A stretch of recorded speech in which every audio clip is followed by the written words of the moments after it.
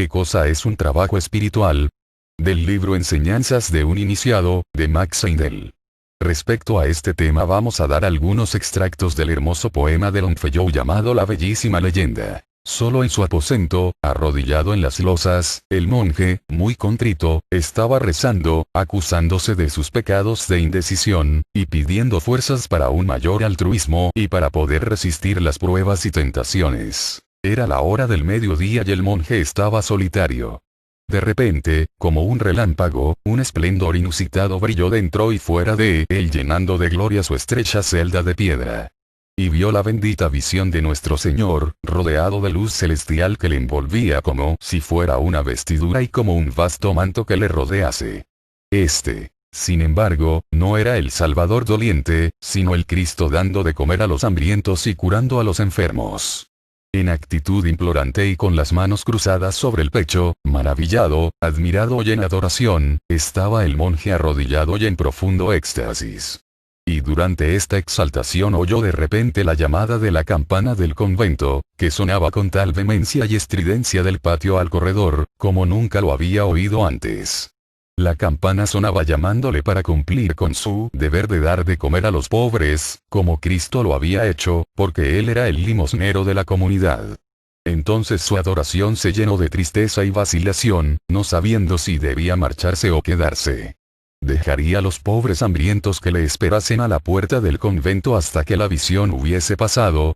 Debería abandonar a su visitante celeste para acudir a unos harapientos mendigos que en salvaje tropel le esperaban en el portal.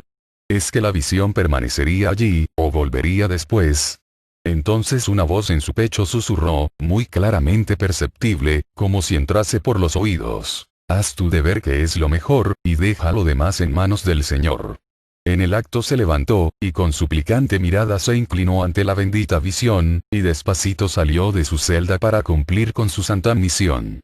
En el portal estaban los pobres esperando, con aquel terror en la mirada que solo se nota en los que, estando en la miseria, ven que se les cierran todas las puertas y que nadie hace caso de ellos, pero que se hacen familiares tanto con la desgracia como con el sabor del pan que los hombres les dan. Pero hoy, sin saber por qué, les pareció que las puertas del convento se abrían como si fueran las del paraíso, y el pan y el vino les pareció un divino sacramento. El monje, interiormente, estaba rezando y pensando en los sufrimientos de los pobres sin hogar que sufren y aguantan lo que vemos y lo que no vemos, y la voz interna le decía: aquello que hayas hecho al más pobre y miserable de los míos, es como si me lo hubieras hecho a mí. Exclamación de cierre a mí, pero si la visión se le hubiese presentado en forma de un mendigo harapiento, la habría recibido de rodillas y en adoración, o acaso se habría separado de ella mofándose. De este modo su conciencia le interrogaba con sutiles sugestiones, cuando él con paso rápido volvía hacia su celda. Y viendo que todo el convento estaba lleno de una luz sobrenatural, como si una nube luminosa se extendiese por los techos y los suelos. Y en el umbral de su puerta se quedó inmóvil de espanto, viendo que la visión aún estaba allí, tal como él la había dejado cuando la campana del convento le llamó para dar de comer a los pobres. Durante toda su ausencia le había estado esperando, él sintió arder su corazón, comprendiendo todo su significado, cuando la bendita visión le dijo de este modo: si tú te hubieses quedado, yo me hubiera ido. Permítame, lector, que relate un cuento. Hace siglos y siglos, tantos que en efecto parece que fue ayer, la tierra estaba envuelta en completa oscuridad y los hombres anhelaban la luz. Hubo algunos que la habían encontrado, y que trataron de enseñar a los otros el reflejo de ella, y estos hombres fueron asiduamente buscados por todos. Entre ellos hubo uno que había estado en la ciudad de la luz durante una pequeña temporada y había absorbido allí algo de su brillo. Todos los habitantes del país de la oscuridad se fueron enseguida en su búsqueda. Viajaron miles de leguas porque habían oído hablar de esta luz, y cuando aquel privilegiado supo que un grupo numeroso se dirigía hacia su casa, se puso a trabajar para prepararles un digno recibimiento. Instaló postes alrededor de su casa y puso en ellos luces para que sus visitantes no se hicieran ningún daño en la oscuridad. Tanto él como los de su casa les recibieron con los brazos abiertos y él les enseñó lo mejor que sabía. Pero pronto algunos de sus visitantes empezaron a murmurar: Ellos habían creído encontrarle sentado en un pedestal radiante de luz celestial, y en su fantasía se habían visto adorándole en su trono, pero en vez de la luz espiritual que ellos habían esperado hallarle habían hallado en el preciso instante de encender las luces eléctricas para alumbrar la casa. Él no llevaba siquiera un turbante o un manto, porque la orden a la cual él pertenecía tenía como una de sus reglas fundamentales la de que sus miembros debían vestir los trajes del país en el cual vivían. Así los visitantes llegaron a la conclusión de que se les había engañado y que este hombre no tenía ninguna luz que darles. Entonces cogieron piedras y le apedrearon a él y a su casa, y le habrían matado si no hubiesen temido la ley que en aquel país exigía ojo por ojo y diente por diente.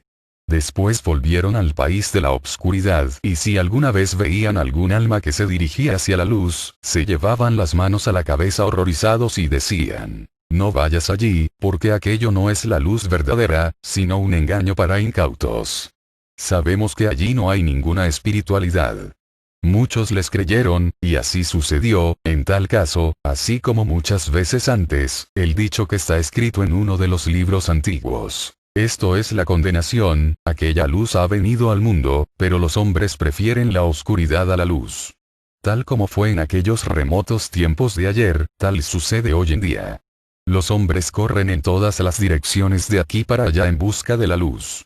Muchas veces, al igual del caballero Laufal, viajan hasta los confines de la tierra, perdiendo el tiempo de toda su vida, en la búsqueda de lo que ellos llaman espiritualidad, pero hallando nada más que desengaños tras desengaños.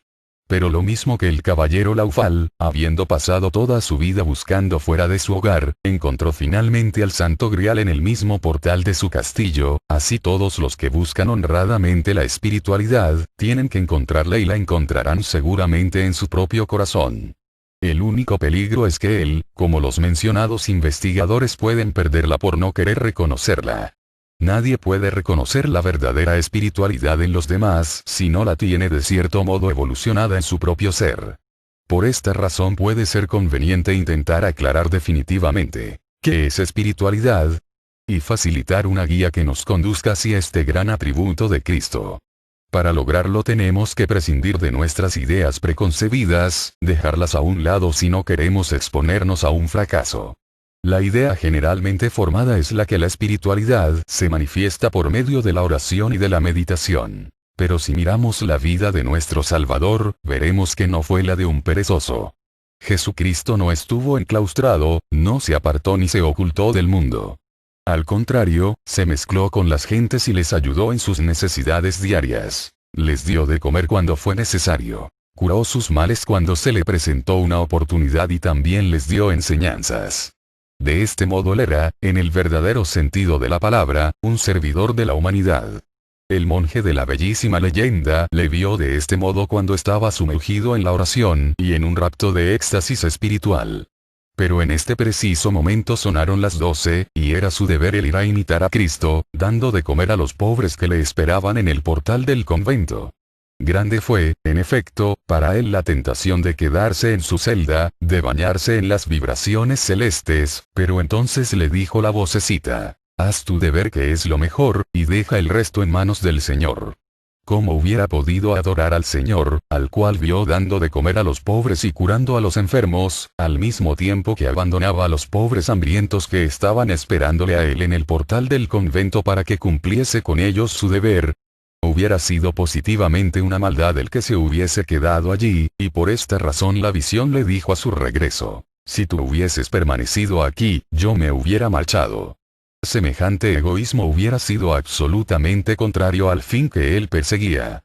Si no hubiera sido fiel en cosas pequeñas referentes a obligaciones terrestres, ¿cómo se podría suponer que sería fiel en la gran obra espiritual? Naturalmente, a menos de ser capaz de salir victorioso de la prueba, no se le hubieran dado mayores poderes. Hay muchas personas que buscan poderes espirituales, yendo de un, así llamado, centro oculto a otro, entrando en monasterios y otros lugares de reclusión, y esperando que por el hecho de huir del ruido mundanal cultivaran su naturaleza espiritual.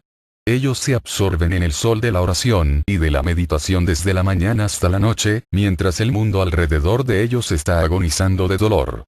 Y entonces estas personas se extrañan de que no progresen y de que no adelanten en el sendero de la aspiración. Indudablemente la verdadera oración y meditación son necesarias y absolutamente esenciales para el crecimiento del alma. Pero estamos condenados al fracaso si para el crecimiento del alma dependemos de oraciones que no son más que palabras. Al fin de obtener resultados, debemos vivir de tal modo que toda nuestra vida se convierta en una oración, en una aspiración.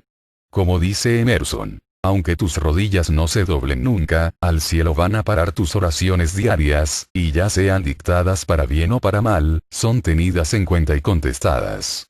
No son las palabras que pronunciamos en momentos de oración las que cuentan, sino la vida que nos lleva a la oración.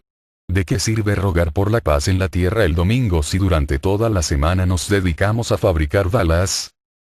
¿Cómo podemos pedir a Dios que nos perdone nuestras faltas como nosotros perdonamos las cometidas contra nosotros, si llevamos odio en el corazón? No hay más que un camino para demostrar nuestra fe, y este es el de nuestras obras. No importa en qué departamento de la vida estemos colocados, ya estemos arriba o abajo, o ya seamos ricos o pobres. Es lo mismo que estemos ocupados en la colocación de lámparas eléctricas para preservar a los demás de una caída, o que tengamos el privilegio de ser oradores y podamos sembrar la luz espiritual e indicar a otros el camino del alma. Es absolutamente indistinto que nuestras manos estén callosas y ásperas por una labor ruda, quizá la de cavar un canal para mantener la limpieza en una población, o que estén tan suaves y tan blancas como se requiere para atender a un enfermo. El factor determinante que decide si una clase de trabajo es espiritual o material es nuestra actitud en el asunto. El hombre que coloca bombillas eléctricas puede ser muchísimo más espiritual que el que está pronunciando un discurso, porque, desgraciadamente, hay muchos que se dedican a este sagrado deber con el deseo de halagar los oídos de sus oyentes con hermosas palabras en vez de darles amor y simpatía. Es un trabajo mucho más noble el de limpiar una cloaca, como lo hacía el hermano desdeñado en la obra de Kennedy El sirviente en la casa, que el vivir falsamente con la dignidad de un profesor, que implica una espiritualidad que realmente no existe.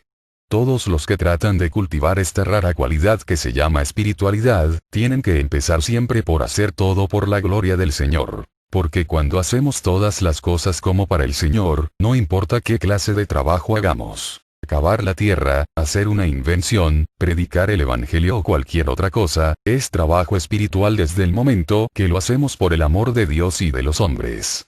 Del libro Enseñanzas de un iniciado, de Max Heindel.